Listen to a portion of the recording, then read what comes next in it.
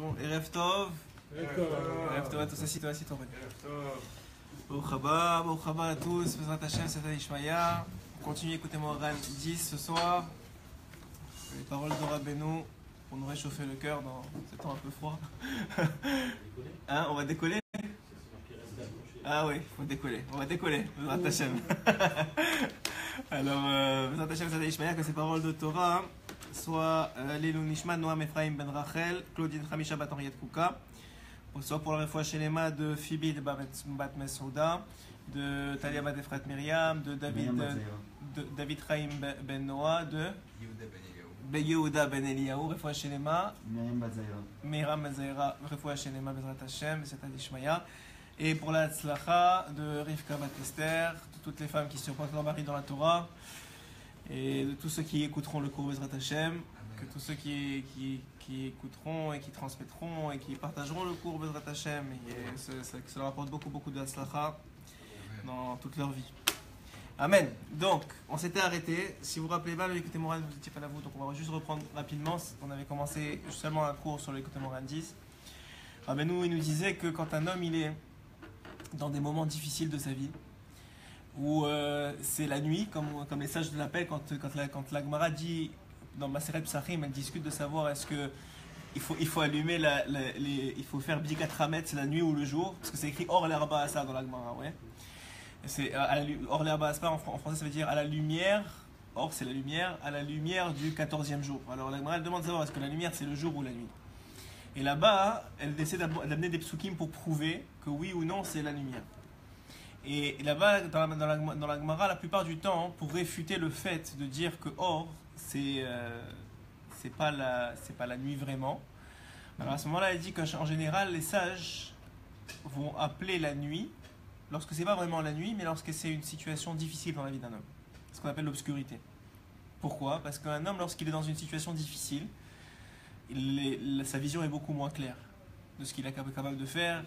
La situation difficile, c'est quoi? C'est pas forcément qu'elle est difficile tout court, c'est-à-dire c'est pas objectivement difficile, ça peut être difficile pour vous et pas difficile pour lui, c'est-à-dire la même situation, lui il a géré très bien et pour lui c'est la lumière et c'est le jour et pour vous c'est une situation qui représente la nuit. Ça veut dire quoi une situation difficile? C'est une situation qui nous met en débalancement, c'est-à-dire qu'on est déséquilibré par la situation. On n'est plus capable de voir clairement qu'est-ce qu'il faut faire, qu'est-ce qu'il ne faut pas faire, comment gérer, comment pas gérer. On appelle ça la nuit. Les sages nous appellent ça, c'est la nuit dans la vie d'un homme. Alors il y a des jours et il y a des nuits. Les jours c'est quand tout va bien, quand c'est clair, quand tout est clair pour lui. Et la nuit c'est quand c'est plus compliqué. Donc Rabbeinu il dit que dans les moments où c'est la nuit, comment on fait pour allumer la lumière? Comment on fait pour que ce soit le jour? Alors on avait dit que Rabbeinu il dit le fait de se forcer à être joyeux, c'est-à-dire d'inciter la joie dans notre vie, c'est-à-dire d'amener la joie même si on n'a pas de raison d'être joyeux. Il donne des exemples par le fait de taper des mains ou de sauter, alors qu'il n'y a aucune raison de sauter ou de taper des mains. Quand un homme il fait ça, alors il crée en haut qu'on force à changer sa situation, il force en haut le changement de sa situation, et de nuit ça devient jour. C'est une façon que l'homme a, nous dit Rabbeinu, de Rabbi Nachman, de forcer à ce que les événements reprennent un cours qui ont plus d'allure pour lui. Et effectivement, il avait par la suite, ça c'était la première partie, il avait par la suite développé que cette raison-là pour laquelle on veut que le juif soit heureux, malgré les situations difficiles qu'il peut vivre, c'est pas seulement pour lui, mais c'est aussi pour toutes les nations du monde. Pourquoi? Parce qu'il représente la lumière du monde. Vous savez que le juif, en tout cas au temps du Mashiach, va être la lumière du monde. Pourquoi? Parce que c'est lui qui est normalement le plus proche de Dieu, en tout cas celui qui a été choisi pour être le représentant de Dieu dans ce monde-ci.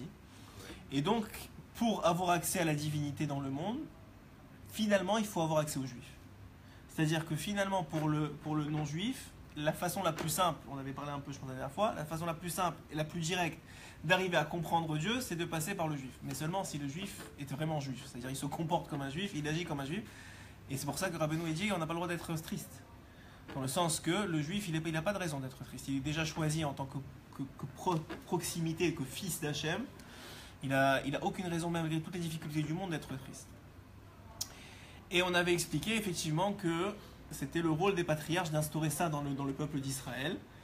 Eux qui avaient tellement eu d'épreuves et avaient quand même été tellement joyeux et avaient gardé cette joie de vivre et cette continuité du travail, ce travail divin ce service divin, il avait continué à le faire malgré toutes les difficultés. Et celui qui avait, selon Rabbeinu, touché l'apogée de ça, c'était Yaakov. Donc il y avait Abraham, Yitzhak et Yaakov. Abraham avait fait beaucoup de prosélytisme, il avait beaucoup ramené les peuples, mais finalement son travail était, on l'a connu après, on s'en est rendu compte après, était assez superficiel, dans le sens que dès qu'il est parti de ce monde, tout le monde était revenu à ses idolâtries. Donc c'est finalement que, c'est vrai que de son temps, il a beaucoup inspiré, mais une fois qu'il est parti, il n'a pas laissé grand-chose, à part bien sûr à ses descendants, qui est Yitzhak, mais chez les peuples des nations du monde, il n'a pas laissé grand-chose. Yitzhak, lui aussi, il y avait un conflit comme ça, assez compliqué avec Ishmaël d'abord, puis ensuite entre ses enfants eux-mêmes, entre Esav et Yaakov. Et donc lui aussi, il a laissé, plus que son père, nous dira Rabbeinu, mais quand même, il y a eu pas autant que ce qu'a fait Yaakov. Yaakov, pourtant, qui n'est pas parti à travers aller chercher les gens pour aller leur dire oui, il existe Dieu, oui, Dieu existe, etc. Non, il avait travaillé son intérieur, son intériorité, son travail d'honnêteté, de vérité, de Torah, qui avait fait en sorte qu'effectivement, dans les mondes supérieurs, ça avait fait énormément de fracas. Et ça avait instauré que même dans les nations du monde, il y avait une sorte de changement qui allait se finaliser par le don de la Torah lui-même, qui est le changement pas seulement dans le peuple juif, le don de la Torah, mais dans le monde entier. Puisque maintenant, les règles de vie du monde sont régies par une Torah, et donc même chez les Bnei Noirs, c'est-à-dire même chez les non-juifs, qui devraient normalement suivre les 7 lois noachides, qui sont régies par la Torah, donc, puisque on connaissait ces 7 lois depuis Noach, mais elles ont été vraiment instituées en tant que règles de vie par la Torah elle-même. Donc effectivement, une fois que la Torah a été choisie et qui vient donc de ce rameau qu'on appelle le rameau de la vérité, qu'on appelle le rameau de Yaakov, donc quand Yaakov il vient et il amène ça avec lui, il vient changer le monde entier. Mais c'est bien après Yaakov, bien qu'après Yaakov soit parti de ce monde, mais on voit qu'effectivement peut-être qu'il a été moins fracassant de son vivant que Abraham, mais il a laissé plus à sa postérité. Sans vouloir, on parle de Gdoléador, là on parle pas de Abraham, c'est quelqu'un, on peut même pas dire son nom, c'est déjà trop par rapport à ce qu'on est nous. Mais je vous dis juste dans le principe même que quelqu'un qui a travaillé tellement, et c'est ce qu'on voit souvent chez les tzadikim, c'est que souvent les grands, que ce soit le Baal Shem Tov, on va parler de Baba Saleh ce soir, puisque c'était là hier, j'ai eu le souci d'être là-bas hier, et pas au Hachem, ça m'a donné beaucoup de rizouk. Alors on va en parler aussi de Baba Saleh, et on va raconter quelques histoires sur lui, que j'ai écouté récemment. Et on voit que les grands, ils ont eu deux avodas dans leur vie. Ils ont une avoda donc un service divin. Ils ont une avoda qui était personnelle, qui était intrinsèque à eux, qui était un service ben Adam la Makom, qui était entre eux et Hachem. Souvent, très souvent, ils ont voulu que ce soit complètement caché, que personne ne sache. Le Baal Shem Tov, il ne voulait pas être dévoilé, jusqu'à qu'on a forcé son dévoilement. Le Baba Saleh, la même chose. D'autres, de très très grands, très vite, ils ont voulu que rien ne se sache. Il faisait des choses extraordinaires. Baba Saleh, par exemple, il jeûnait de Motsai Shabbat au Shabbat d'après, donc de samedi soir. Il faisait Mevaka pendant Shabbat, donc de samedi soir à vendredi, plusieurs fois par année, presque plusieurs semaines par année, il faisait ça. Et depuis très jeune, il avait été inspiré de cette pratique-là, de cet ascétisme-là, par son frère, son grand frère, puisqu'il a perdu son père, Rabbi Masoud, qui était un grand de sa communauté très jeune. Donc il a pris comme exemple son frère qui était de 20 ans son aîné, qu'on appelle Ateret Roshenu, qui était Ateret Roshenu, ça veut dire la couronne de notre tête, qui était Rabbi David, à Boursera. Donc lui, il était très dur dans sa Avodat Hashem, et Baba Saleh a très vite appris de lui, et dès l'âge, avant même la Bar Mitzvah, ou proche de la Bar Mitzvah, déjà il l'imitait dans ces pratiques-là. Baba Saleh a fait... Pour pouvoir faire un mikvé, il cassait la glace, il cassait le chaud, il n'y avait rien qui l'empêchait de faire un mikvé. Tellement c'était important pour lui. Et d'ailleurs, dans toute la avoda, dans toute la avoda des tzadikim, il y a cette partie-là qui s'appelle la Gdusha. Il y a cette partie-là d'atteindre un niveau de Gdusha. Avant même la Torah elle-même, avant même d'arriver au rameau de Yaakov, il y a ce qu'on appelle la Gdusha. La Gdusha, c'est cette sainteté qu'on acquiert à travers ses actions et ses midot.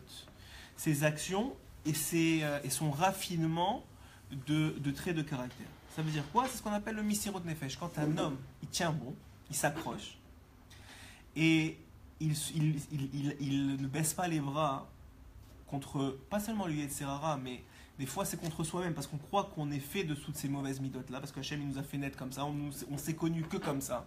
On s'est connu pour certains avares, pour certains coléreux, pour certains... donc on a vu tout ça chez nous. Alors il y en a qui disent, ils veulent pas se battre parce que c'est trop compliqué, c'est trop fatigant, tout ce que vous voulez. Donc qu'est-ce qu'ils font? Ils disent, bon, bah, c'est comme ça que je suis né, c'est le problème de Dieu, on va lui laisser le problème. Et il y en a d'autres qui disent, non, si Hachem c'est vrai qu'Hachem m'a créé comme ça, mais c'est pas vraiment moi. Moi, je vaux mieux que ça. Moi, j'ai un idéal. Moi, j'ai une vision. Moi, je sais ce que je peux devenir. Et souvent, c'est pas tout seul que ça arrive. Souvent, c'est parce que, comme on a dit, Baba Salé, il avait son frère comme exemple. Il faut trouver des mentors, des exemples. Le principe d'un rave, de façon générale, je vous le dis, c'est quoi un rave? Un rave, ou bien, c'est quoi son rave? Son rave, c'est pas quelqu'un qui connaît la Torah. J'ai envie de dire, presque c'est normal.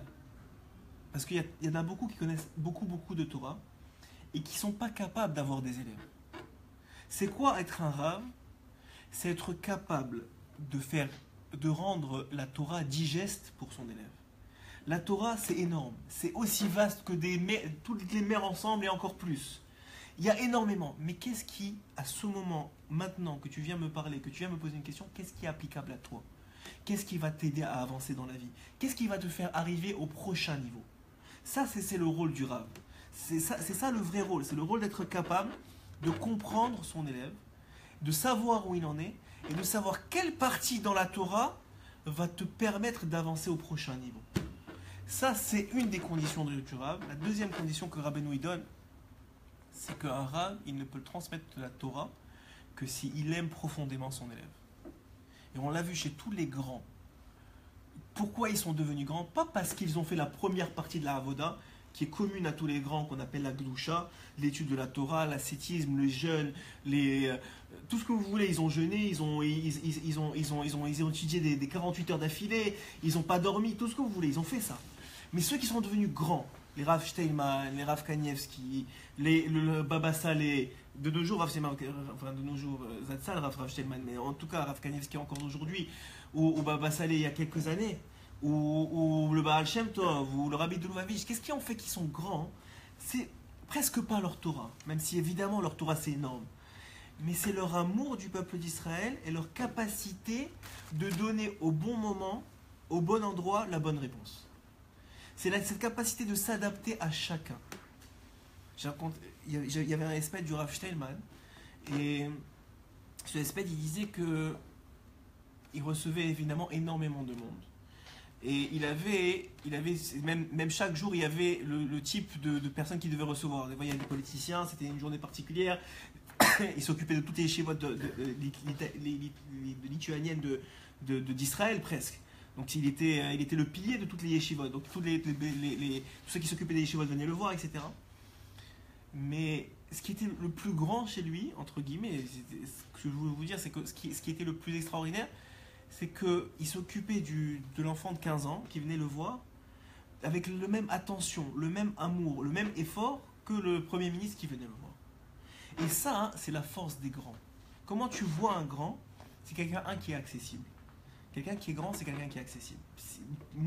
Plus il a besoin de se protéger, moins ça veut dire qu'il est grand. C'est la raison pour laquelle les grands du monde de Goy ne sont pas grands du tout. Ils sont très. Dès qu'ils deviennent grands, avant, quand ils veulent avoir des votes, ils sont là partout, ils serrent des mains, tout ça. Dès qu'ils deviennent grands, soi-disant, à leurs yeux à eux, c'est fini, tu ne peux plus avoir accès à eux.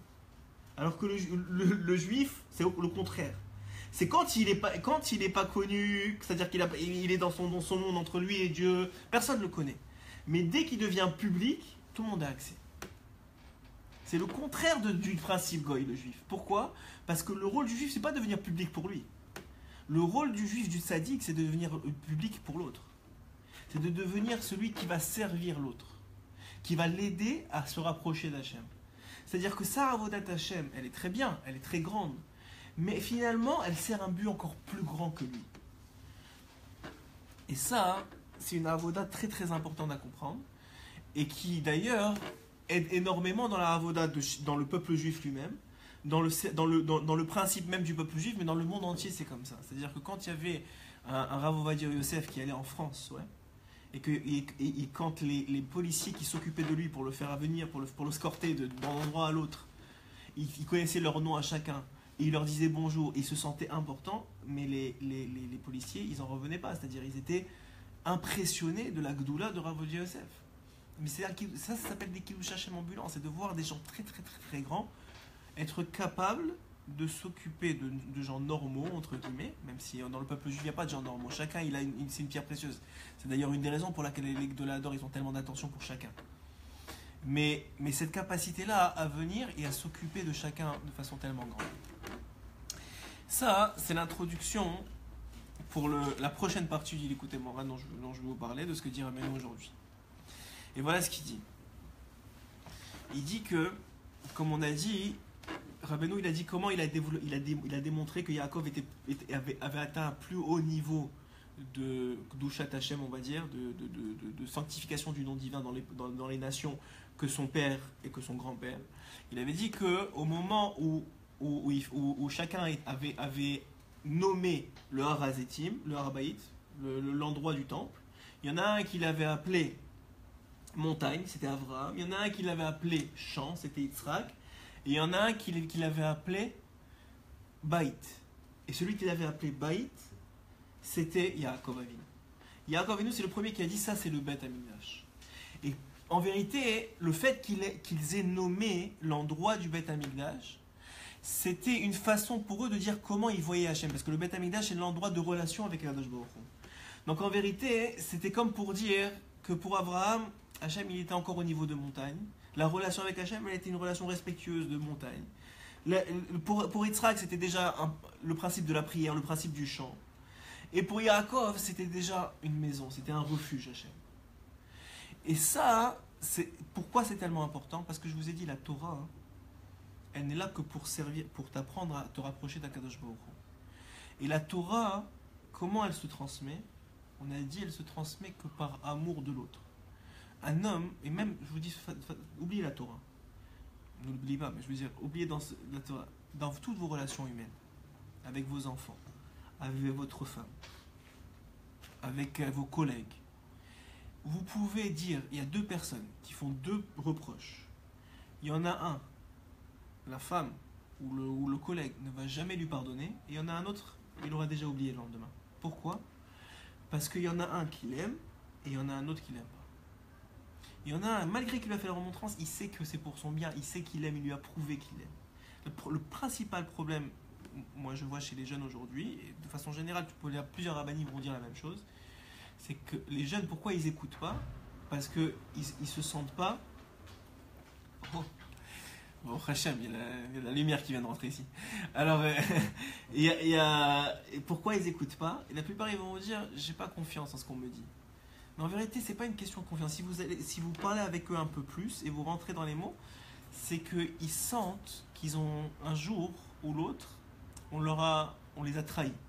C'est-à-dire que la personne qui vient maintenant lui refaire des remontrances, soit elle a utilisé quelque chose qu'elle a dit contre elle, soit il y a eu une brisure du lien de confiance. Si vous voulez être capable de pouvoir changer les gens autour de vous, il faut d'abord, avant de leur parler de Torah, avant de leur parler de tout ça, il faut qu'il y ait un lien d'amour et de confiance entre vous. Si vous n'avez pas un lien d'amour et de respect et de confiance entre vous, vous pouvez dire toutes les plus belles paroles de Torah qui existent, ça restera à la porte de son cœur. Pourquoi? Parce que ce qui sort du cœur rentre au cœur. Si ça ne sort pas du cœur, ça ne rentrera pas dans son cœur. Même si vous avez raison, c'est pas que vous avez tort, vous avez raison, mais vos enfants ne vous écouteront pas, vos femmes ne vous écouteront pas, ne nous écouteront pas, je me mets plus dedans. Nos enfants ne nous écouteront pas si on n'est pas capable d'avoir d'abord prouvé notre amour et notre relation de confiance qu'on a avec eux, qu'on ne les a pas trahis lorsqu'ils nous ont confié des choses, qu'on a réussi à être là quand ils en avaient besoin, qu'on avait réussi... Si on n'a pas fait ça, on n'est pas capable de transmettre ce qu'on a besoin de transmettre après. Et ils ne seront pas capables de le recevoir. Et ce que dit ici Rabbeinu, c'est que le tzaddik, il a cette capacité de faire ça avec chacun d'entre nous. Il est capable d'avoir une relation de confiance et d'amour inimaginable avec chacun des juifs. Et c'est ce qui fait que lorsqu'on va voir un tzaddik, on est capable de lui parler. Pourquoi tu parlerais de ta vie à quelqu'un, sérieusement? Pourquoi tu viendrais chez quelqu'un que tu n'as jamais rencontré de ta vie et tu lui dirais voilà ce qui ne va pas chez moi, et voilà mes défauts, et voilà ce qu'est le truc, et c'est ma femme elle me reproche ça, mes enfants j'ai des problèmes avec eux. Attends, c'est pas un psychologue, ça va, c'est quoi l'histoire? C'est que tu sens chez lui qu'il a la réponse. Mais c'est pas seulement qu'il a la réponse, il y a beaucoup de gens qui connaissent la Torah, mais ils ne sont pas capables de la transmettre. Qu'est-ce qui fait que lui il a plus? lui, il est là pour toi.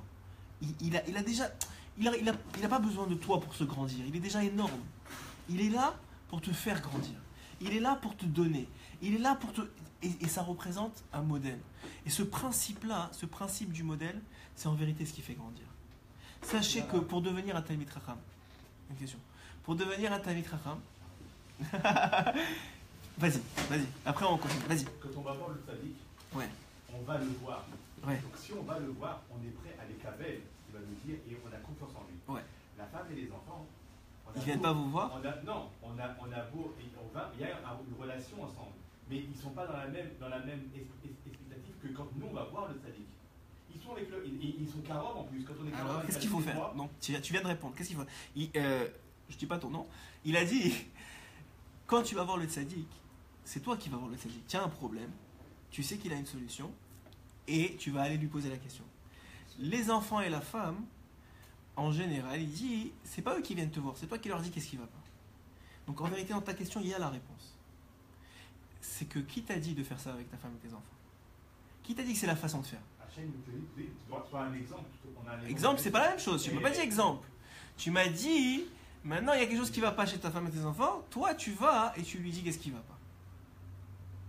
Pourquoi tu fais pas comme le tzaddik? Tu as dit raison. Le tzaddik, qu'est-ce qu'il fait? Il est un exemple. Une fois qu'il est un exemple, il est un modèle, sa femme et ses enfants, ils vont venir naturellement chez lui. Il va devenir le tzaddik de la famille. Le principe du père, c'est qu'il n'a pas besoin d'être là. Le principe du père, selon nos sages, la femme c'est le baït, le père c'est pas le baït. Donc qu'est-ce que fait le père? Le père c'est l'exemple, c'est le modèle. Donc à partir du moment, c'est ce qu'il a fait Yaakov, c'est ça le secret de Yaakov, c'est qu'il a été un modèle pour le monde. Il n'a pas eu besoin d'aller chercher comme Avraham Avinu ou les autres. Il a été un modèle pour le monde. Quand tu es un modèle, les gens viennent vers toi.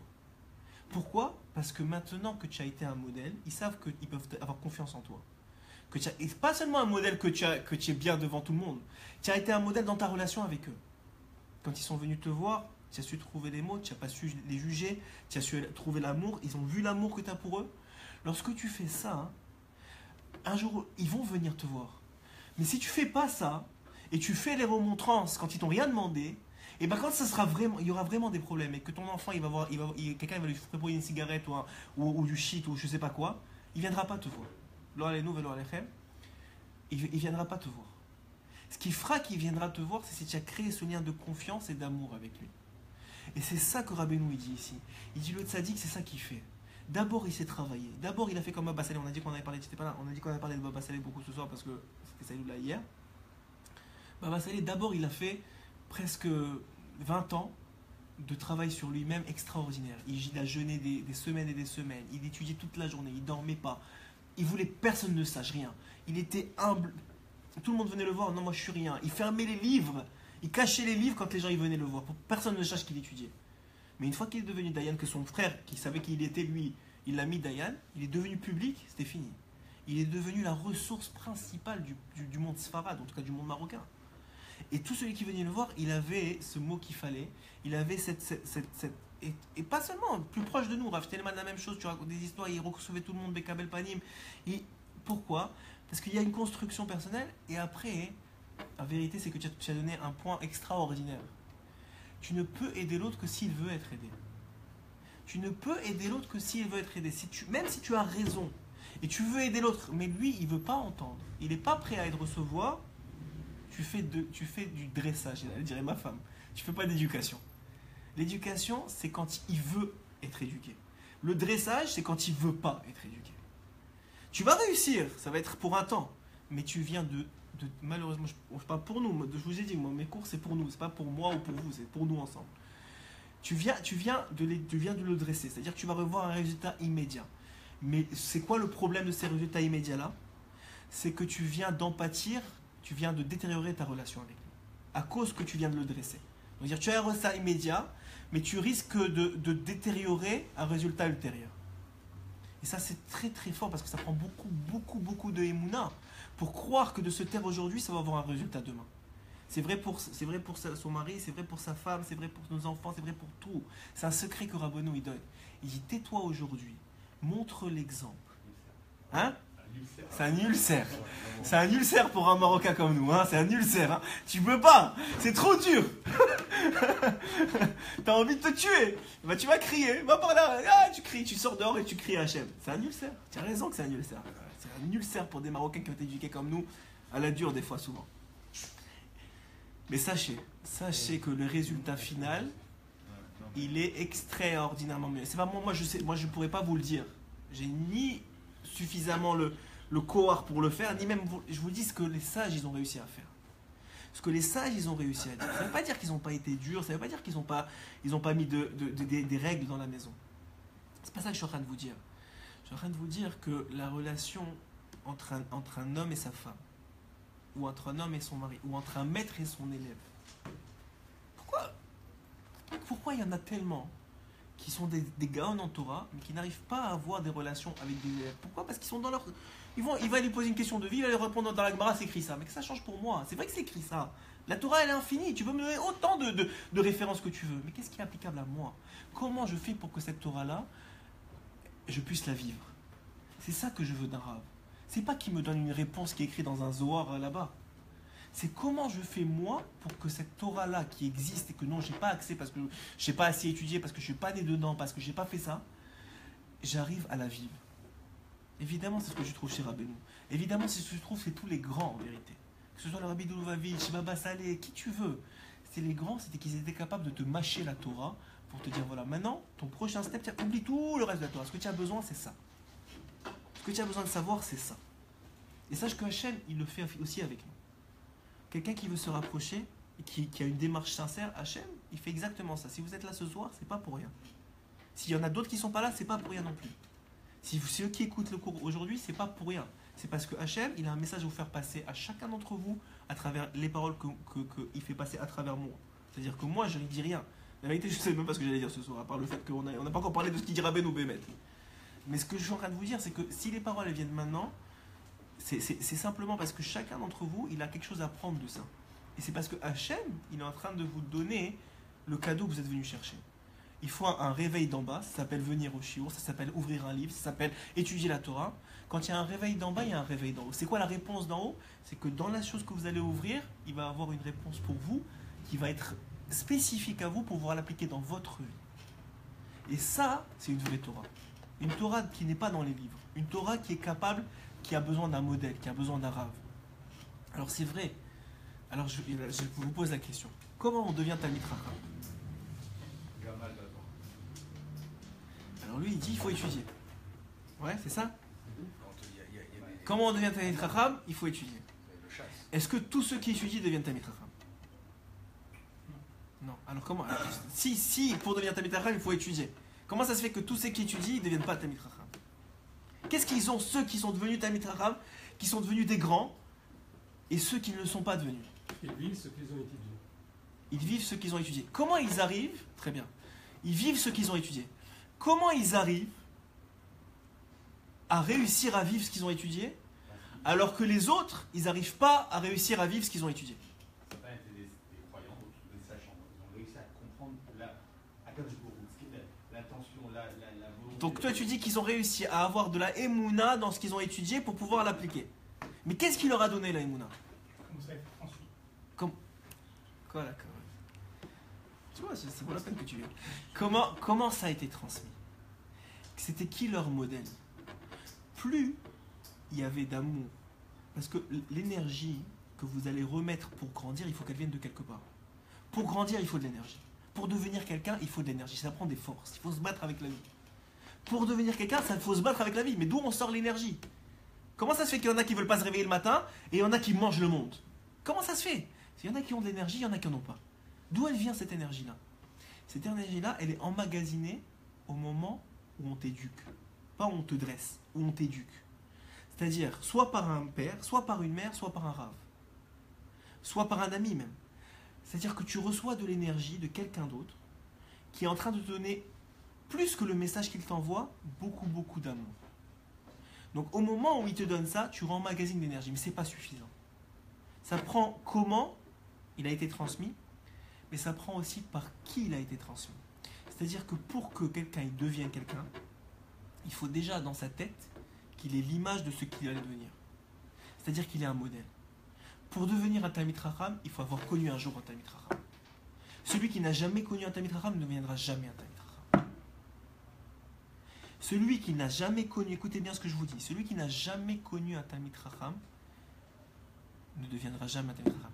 Celui qui n'a jamais connu un vrai père, il aura besoin de trouver une figure de père pour devenir père. Parce que sinon, il ne deviendra jamais père. Celui qui n'a jamais eu une mère, il aura besoin de trouver des substituts pour avoir une image de mère, pour pouvoir devenir, ça c'est la mère que je veux devenir. C'est-à-dire que en business, c'est la même chose. Pour pouvoir réussir son business, il faut avoir une projection de ce que tu veux que ton business il soit. En business, si vous allez dans les écoles de business, ils vont vous dire qu'il y a toujours deux choses à gérer dans son business. Il y a le business d'aujourd'hui et il y a le business de demain. Il y a le business qu'aujourd'hui, il faut gérer les inventaires, il faut gérer les bourses, il faut gérer tout ça.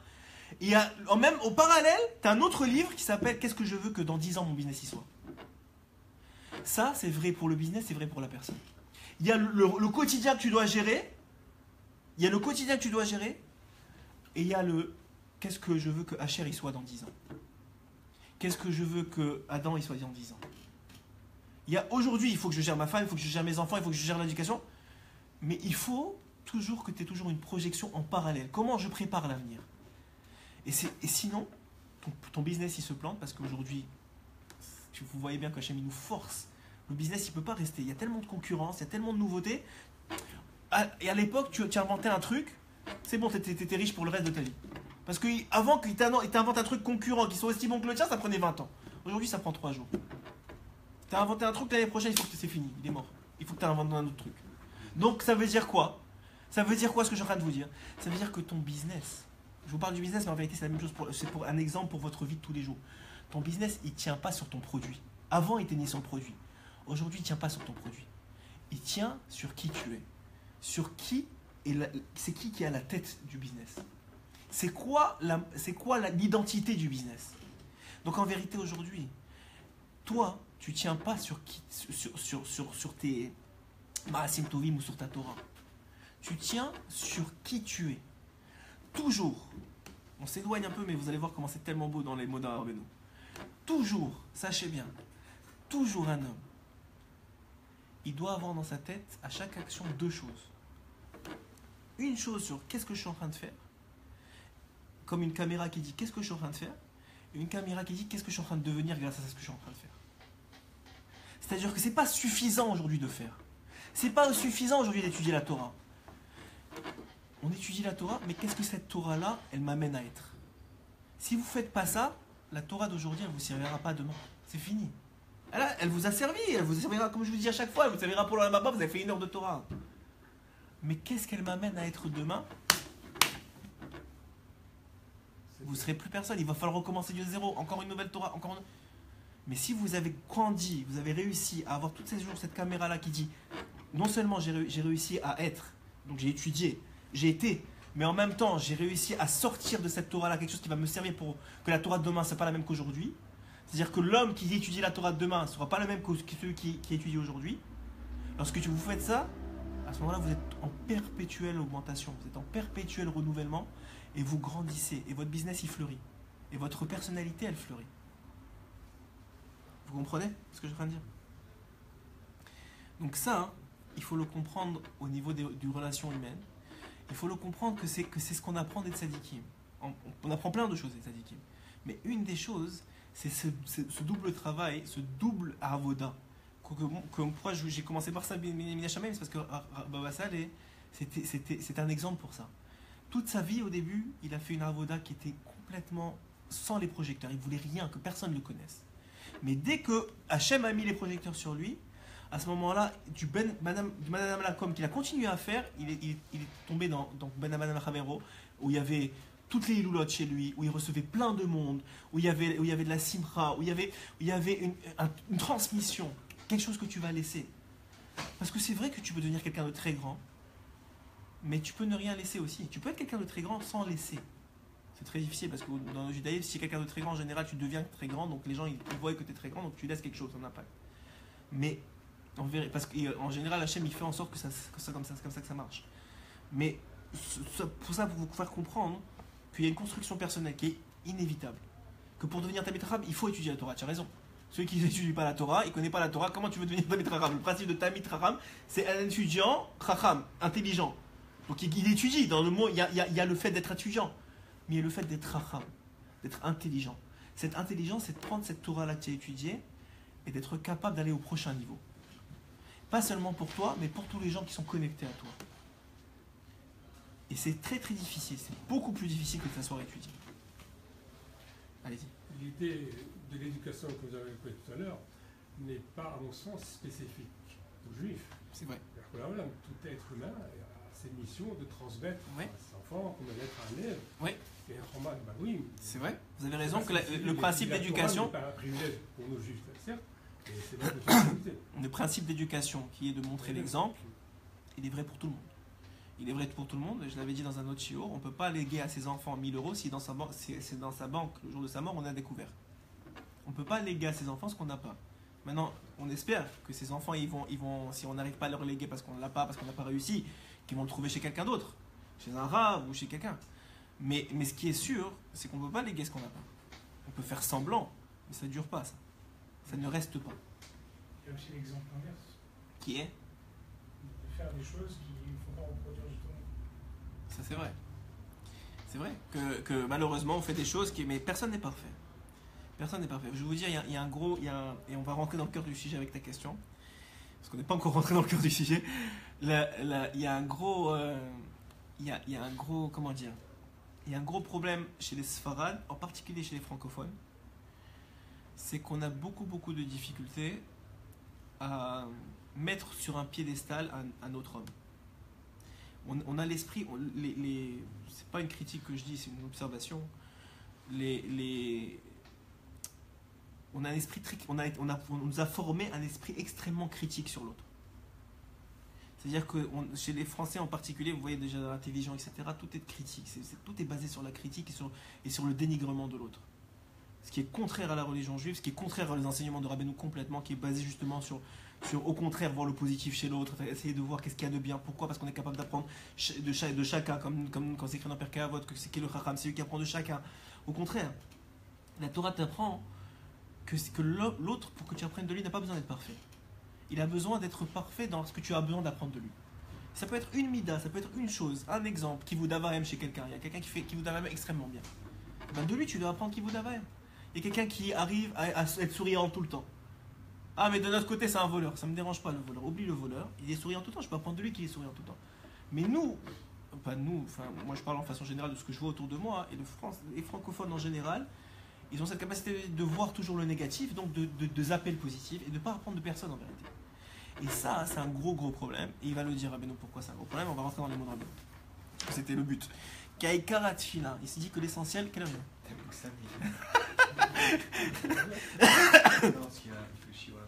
Kaikarat Fila. Enam Yodaim Kiim Tzadike Ador. L'essentiel de la prière, il passe par le Tzadik Ador. Le Tzadik de la génération qui a fait ce travail sur soi et qui est arrivé à un niveau d'amour du peuple d'Israël et de connexion et de relation avec le peuple d'Israël, comme tout ce que je viens de vous dire en préalable, c'est ça la définition du Tzadik Ador. Alors chacun d'entre nous, même un rave de communauté, il est capable d'avoir ce niveau-là, à un certain niveau. Il est capable de transmettre, il est capable d'aimer, il est capable de soutenir, il est capable de trouver des solutions pour les gens. Puis sinon, il ne peut pas être rave de communauté. Sinon, c'est un faux rave de communauté. Et ça se voit très vite. Qui yesh ba'ale ga'ava. Parce qu'il y en a qui sont des gens de ga'ava, des gens d'orgueil. Chez Enam Rotim, chez les Tzadikim, c'est qu'est-ce que ça fait l'orgueil? Nous dit Rabbeinu, c'est que ça t'empêche d'aller consulter les Tzadikim. Ça te dit, je suis capable tout seul. Ce principe-là de je suis capable tout seul, si vous avez compris ce que je vous ai expliqué, c'est pour ça que c'était tellement important cette introduction qui prend la majorité du cours, mais si vous avez bien compris ce que je vous ai expliqué, c'est que le fait, c'est quoi cette capacité-là d'être capable d'aller voir les tzadikim? C'est cette capacité-là de comprendre que j'y arriverai pas tout seul. Que j'ai besoin pour devenir Talmid Chacham, ou pour devenir, je sais pas moi, n'importe quoi ce que vous voulez, j'ai besoin d'un exemple. J'ai besoin d'un modèle. J'ai besoin de me projeter, moi, d'arriver à me projeter dans l'idéal que je veux atteindre. Si j'arrive pas à me projeter, j'arriverai pas. si j'ai pas une imagination, si je développe pas l'imaginaire qui est en moi, qui est du fait de voilà ce que je veux devenir, voilà ce que je vais devenir, j'y arriverai pas. C'est la différence entre ceux qui sont arrivés et ceux qui ne sont pas arrivés. Et ceux-là, ceux qui y sont arrivés, notre différence, d'où elle vient. Alors moi je vous ai expliqué la superficie, ce qu'on voit avec nos yeux. Mais d'où ça vient, Rabbeinu, il donne toujours le shoresh, il donne toujours la source. D'où ça vient que quelqu'un, il va être capable de réussir, de se projeter, de prendre pour modèle, c'est qu'il n'est pas gaftan, il n'est pas orgueilleux. Il est assez ranab, il est assez modeste pour être capable de prendre quelqu'un d'autre pour modèle. De voir le bien chez l'autre et de dire lui j'ai à apprendre de lui, et lui j'ai à apprendre de lui, et lui j'ai à apprendre de lui. Et peut-être que moi ce que je veux devenir c'est un peu de lui, un peu de lui, un peu de lui. C'est peut-être pas une personne. Aujourd'hui c'est très difficile de trouver un Rav qui soit une personne seule, qui soit vraiment l'idéal de ce qu'on veut atteindre. Mais peut-être lui il a ça, et lui il a ça, et lui il a ça. Et donc je suis capable de créer ma personnalité que j'ai envie d'atteindre. Et si j'ai une idée claire, alors je pourrais peut-être, j'ai beaucoup plus de chances d'y arriver. Et donc Rabbeinu il donne la source. C'est quoi le problème? C'est que la personne, elle est critique vis-à-vis des autres. Et d'où elle vient cette critique-là? Elle vient de sa gava intérieure. Même si lui ne le sait pas, c'est un homme orgueilleux. Mais Omrim Shem Be'atzmam Yecholim Mitpalel. Ils croient qu'eux, ils peuvent prier tout seuls. Ils ont besoin de personne. Et même quand les autres ils leur disent je vais aller chez le tzaddik, ils disent pourquoi tu vas aller chez le tzaddik? Et toi aussi tu étudies, toi aussi tu pries, toi aussi tu fais, toi aussi tu peux. Tu n'as pas besoin d'aller chez le tzaddik et lui demander, tu n'as pas besoin d'aller prier, tu n'as pas besoin d'aller chez Baba Saleh, tu n'as pas besoin d'aller chez Rabbeinu, tu n'as pas besoin. Alehem Nehemar, Heshev Eshet Ha'ish. Il est dit sur eux que on leur demande de restituer l'épouse volée. C'est comme s'ils avaient fait Eshet Ish. En empêchant l'un, en lui donnant un mauvais conseil, en lui disant ne va pas chercher plus grand que toi, ne va pas chercher un modèle, ne va pas demander à quelqu'un qui a déjà réussi, qui est arrivé, qui a vraiment. Alors dire toi aussi tu es arrivé, toi aussi tu as fait. C'est comme s'il lui volait sa femme. C'est comme s'il lui volait sa femme. Parce qu'en vérité c'est comme s'il lui volait pas seulement sa femme, c'est son être qui lui vole. Parce qu'il lui vole qu'est-ce qu'il pourrait devenir à travers le fait qu'il va voir le tzaddik. Et comment on appelle ce Baal Gava là? Comment on appelle celui qui est comme ça, plein de Gava? On l'appelle Avimelech. On l'appelle Avimelech, c'était donc un personnage de la Torah qui a volé Sarah. Ouais, il a volé Sarah et Eshet Ish, il a pris Sarah à Abraham. Et Rabbeinu il va dire pourquoi il s'appelle Avimelech. Il va donner le secret de pourquoi il s'appelle Avimelech. Avi Leshon Ratson. Avi, qui est donc le père. C'est aussi un lachon, c'est une connotation de ratson, de volonté. Qui hu rotse limloch. De quoi il veut? Il veut meler, il veut devenir roi. Il veut gouverner. Mais il n'a pas les kélis pour gouverner. Il n'a rien pour gouverner, mais il veut gouverner sur. Mais on ne parle même pas des autres maintenant. Sur sa propre personne, il veut gouverner tout seul en croyant qu'il est Avi, qu'il est son propre père. Il ne veut pas de figure de père. Il ne veut pas de figure de mieux que lui. Il dit ça, hein, c'est la direction, la route directe vers le mur. Si tu veux te planter dans ta vie, tu es Avimelech. Tu es le Av, tu es le père de tes désirs. Tu gères toute ta vie tout seul. Qui behemet tzadik moshel bitfilato. Mais le tzadik, lui, en vérité, il gère par sa tfila. C'est-à-dire que même le tzadik, comment il fait pour qu'il soit écouté? Comment il fait pour être un exemple? Comment il fait pour grandir? Tout le monde a besoin d'un plus grand que lui. Le tzaddik adore Betfilato, il gère directement avec Hachem. C'est-à-dire qu'il arrive à un niveau de connexion avec Hachem que c'est Hachem son père. Et c'est d'ailleurs le principe de l'éducation, sachez que la responsabilité du père est énorme. La mère aussi. Mais la responsabilité du père est énorme. Pourquoi? Parce qu'on appelle Hachem Avinu Malkenu. C'est notre Malkenu, c'est notre roi, mais c'est d'abord notre père. Pourquoi est-ce que c'est le 5e commandement de la Torah de faire Kivud Avahem, de respecter son père et sa mère? Pourquoi? On sait que les 5 premiers commandements, selon nos sages, c'est Ben Adam la Makom, c'est entre l'homme et Dieu. Et les 5 derniers commandements, c'est entre l'homme et son prochain. Mais excusez-moi, mais respecter son père et sa mère, c'est l'homme et son prochain, ça n'a rien à voir avec Dieu. En tout cas, rien à voir. Il y a une réponse connue de ça, mais... Indirectement, si on n'arrive pas à respecter son père, que l'on voit... Ça va, c'est ce que tu as entendu. C'est vrai, ce que tu as raison. C'est ce qu'il dit, c'est ce que j'allais vous dire. C'est-à-dire, si tu n'arrives pas à respecter ton père, tu ne pourras pas respecter Hachem. Mais pourquoi Pourquoi c'est comme ça? Non, je peux respecter mon père et ne pas respecter Hachem, ou ne pas respecter mon père et respecter Hachem. Mon père, il y a un homme qu'il n'a pas eu de père. Il va respecter, il va faire un tchouva, il aura un rab, il aura quelque chose. En vérité, ce que ça veut dire, c'est que si tu n'as pas de figure de père, si tu ne comprends pas c'est quoi un père, tu ne pourras jamais traiter Hachem comme ton père. Tu ne sais pas c'est quoi un père. Si tu ne sais pas qu'un père, c'est quelqu'un qui a une place, qui a un makom, qui a un exemple, qui a une direction, qui te rassure, qui t'aime, qui te soutient. Si tu ne sais pas que c'est ça un père, comment tu vas savoir que Hachem c'est ça? Au pire, tu vas croire que c'est un autre père, un dirigeant qui frappe, qui énerve, qui, je sais pas, le père que chacun il a eu. En vérité, c'est pour ça, en vérité, que c'est une des raisons pour laquelle c'est dans ces 5 premiers commandements. C'est qu'effectivement, la raison, elle est vraie, mais elle est plus profonde que ça. C'est que si un homme, il arrive à respecter son père et sa mère, c'est-à-dire qu'il arrive à avoir une relation authentique d'un père et d'une mère, il arrivera, Bezrat Hachem, à avoir une relation authentique de parents avec Hachem. Vas-y. Yirat Hachem. Quoi? On te dit que le début de l'intelligence, c'est la crainte d'Hachem. Donc tu dis que le père, il doit inculquer la hirat. Il doit aussi Bien sûr. être craint quand il rentre. La crainte, c'est pas la... écoutez, vous aurez plein de dérotes. Vous voulez ma déra à moi ou la déra que j'ai compris de Rabbeinu? C'est que la ira, la crainte, c'est pas une crainte de on va te mettre une tannée. C'est plus que ça. Oui, tu as raison, c'est la crainte de la vin, mais c'est une crainte de Romémout. C'est une crainte de... Je sais pas moi, vous avez Baba Salé devant vous, vous craignez pas Baba Salé? Vous n'avez pas peur de comment vous vous comportez? Vous n'allez pas avoir peur de... Tu vois qu'il te regarde de haut en bas, tu sais, c'est pas de la crainte? Mais t'as pas peur qu'il se lève et qu'il te frappe avec ton bâton? Jamais il va faire ça, anyway. Tu as peur de ce qu'il représente, c'est ça la crainte. La vraie ira, je vais vous dire, la ira dont tu parles, c'est la ira des faibles. Moi je m'inclus dedans, mais c'est la ira des faibles. La ira du coup, c'est la ira de ceux qui n'ont pas réussi à être des modèles et donc à inspirer une vraie ira, une ira de modèle. On parle de l'éducation.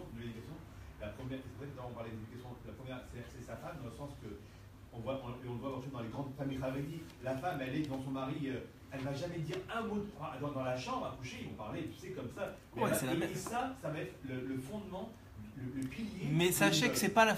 Je le dis, même si ça fait mal, mais c'est pas parce que c'est la femme qui a ça en elle. C'est parce que le mari, il a réussi à avoir une relation avec sa femme qui a développé ça. Je sais, moi aussi j'ai envie de me frapper, mais c'est la vérité.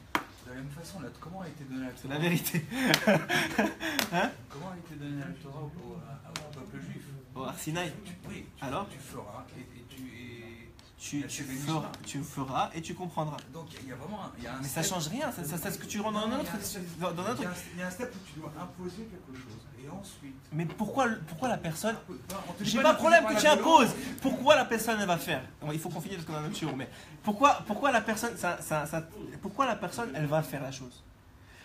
Parce que tu l'as imposé ou parce que ta personne elle lui impose? Parce qu'on lui a imposé. Non. Vous avez la montagne, si vous ne me suivez pas... Non. La raison pour laquelle... Pourquoi il y avait besoin... On a parlé tout à l'heure. Pourquoi il y avait besoin qu'il fasse les 10 plaies? Pourquoi il y avait besoin de l'ouverture de la mer Rouge? Pourquoi il y avait besoin de tout ça? Pour inculquer c'est qui Hachem. Une fois que tu sais c'est qui Hachem, tu peux commencer à écouter ce qu'il a à te dire. Parce que si on ne savait pas c'était qui Hachem, même avec la montagne, on n'aurait pas écouté. Il faut d'abord savoir ce qu'on a craint. Plus que la punition, plus que la montagne. La preuve, c'est qu'on avait dit Naaseh Mishma avant qu'ils mettent la montagne. Donc ça veut dire quoi? Ça veut dire que Béhémet, ce qu'on a craint, c'est Hachem lui-même. C'est qui il est. Et la vraie crainte, et la vraie Romémout, et le vrai, c'est le modèle que tu représentes. Mais c'est vrai que si tu n'arrives pas vers le modèle, alors tu n'as pas le choix. Il faut que tu tapes sur la table. La crainte plus de l'amour, ça amène à mais je suis d'accord, mais je te dis pas, j'ai pas dit le contraire. La crainte de qui? La crainte de l'action que tu vas... Attends, on va finir sur ça. C'est la crainte de l'action que tu vas poser après ça, ou c'est la crainte de la personnalité et du modèle que tu es? C'est deux choses complètement différentes. Et c'est ça qui dit ici que Tzadik Moshel, que c'est le Tzadik, lui, qui tu crains. Tu crains pas l'action qui va poser sur toi, qui va t'arriver une bad luck, qui va t'arriver quelque chose. Tu crains l'individu qu'il est devenu. Tu respectes et crains ton rave. Et sache que tu ne peux... Et c'est pour ça qu'on a tellement de difficultés aujourd'hui à avoir un rave. Sachez que la plupart d'entre nous, on parle beaucoup, Mais rares sont les gens qui ont un vrai rave. Quelqu'un qu'ils appellent dès qu'il y a un problème, dès qu'il y a un problème avec la femme. Pourquoi? Parce qu'on croit qu'on a tous un peu ça en nous. Surtout les Français, je vous dis. On croit tous qu'on est capable de faire tout seul. On a tous énormément d'orgueil. On est tous finalement, bon ben ça va, je vais me débrouiller. Et surtout, on n'a tous pas réussi à trouver quelqu'un qui représente ce modèle-là suffisamment pour pouvoir lui faire confiance complètement. Le modèle qu'on a parlé également. Bon, prochain, ici, il y en a un. Dans le couple, C'est dans le sens, oui, bien dans sûr. le couple, on voit que là, il va y avoir un rap, c'est extérieur. Ouais. Le couple, c'est vraiment l'intériorité. C'est là où il n'y a rien, pas les masques, comme il dit le rap. Ouais. C'est pour ça que c'est. Mais ça ne veut pas dire que tu dois. Ah non, moi, je vais t'expliquer quelque chose. Si tu as de la difficulté à déballer ta vie privée devant un rave ou devant quelqu'un, c'est tout à fait ton droit. Mais tu n'as pas besoin, pour régler ton problème de couple, d'expliquer ton problème de couple à un rave. Tu as besoin de trouver qu'est-ce qui ne va pas dans ton comportement qui fait en sorte que ton problème de couple, il ne se règle pas. C'est pas nous, voilà, c'est les masques. Ou même la femme. Qu'est-ce qui ne va pas chez la femme pour que... C'est-à-dire quoi en vérité, hein? C'est qu'en vérité, c'est pas le problème. Le problème, c'est ce qu'il y a derrière le problème. C'est pourquoi j'arrive pas à gérer la situation. Pourquoi j'arrive pas à régler le problème. Voilà. Pourquoi le problème, il reste un problème, il reste un problème. Et ça, c'est dans les protagonistes. Ce que je suis en train de vous dire, si vous devez sortir quelque chose de ce chiffre-là, du business par exemple, dans l'exemple du business ou l'exemple de la personne, c'est qu'aujourd'hui, comme je vous ai dit, tu peux avoir un produit aujourd'hui, ça ne veut pas dire que demain tu seras au numéro 1. Le produit, il change. Ce qui ne change pas, c'est l'identité de ton business. Qu'est-ce que tu as, c'est quoi la directive de ton business? Dans ta vie, c'est la même chose. Les problèmes, c'est pas parce que tu as réglé un problème aujourd'hui avec ta femme qu'il n'y en aura pas un autre demain. Ça ne veut rien dire, il y en aura un autre demain, peut-être plus grave. Mais pas le même. Mais ce qui va faire que tu vas toujours t'en sortir, c'est ta ligne de direction. C'est où tu t'en vas et c'est le modèle et l'idéal que tu as. Si tu arrives à avoir ça, tu vas grandir et tu arriveras. Razak ou Barouk. Si tu peux éteindre, s'il te plaît.